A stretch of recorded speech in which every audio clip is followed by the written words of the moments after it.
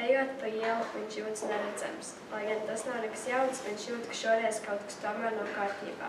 Bet kas? Nē, viņš tomēr nejūtas neredzams. Viņš jūtas tā, it kā būtu nevēlams blakus efekts. Blakus efekti jau tā ir nepatīkami. Kur nu vēl nevēlam. Tagad galvenais neapstāties un iet uz priekšu. Viņš jūt, ka nedrīkst pārtraukt savu soļošanu. Bet uz kuriem viņš dodas?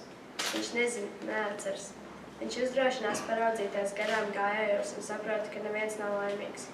Uz brīdi viņš nezina, ko iesākt ar šo saprašanu un gandrīz apstājas, bet to viņš nevar darīt. Būs vien jāaizmirst par to. Tā viņš nespēja arī neievērot, ka neviens tā īsti nesarunājas. Dīvaini sajūtas sāk pārņemt vīrieti, kurš nedrīkst apstāties. Bet kā gan sauc šīs sajūtas?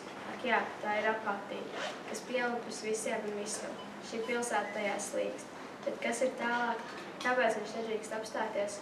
Apātija bremzē viņa gaitu, bet nepietiekam. Jo dziļāk pilsētā viņš iet, jo nepatīkamāk jūtas.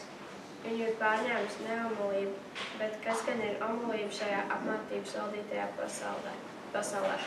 Viņš neatceras, kur ir pieredzējis omulību, bet varbūt nevajag atcerēties, tas tikai palielinās viņu soļošanu.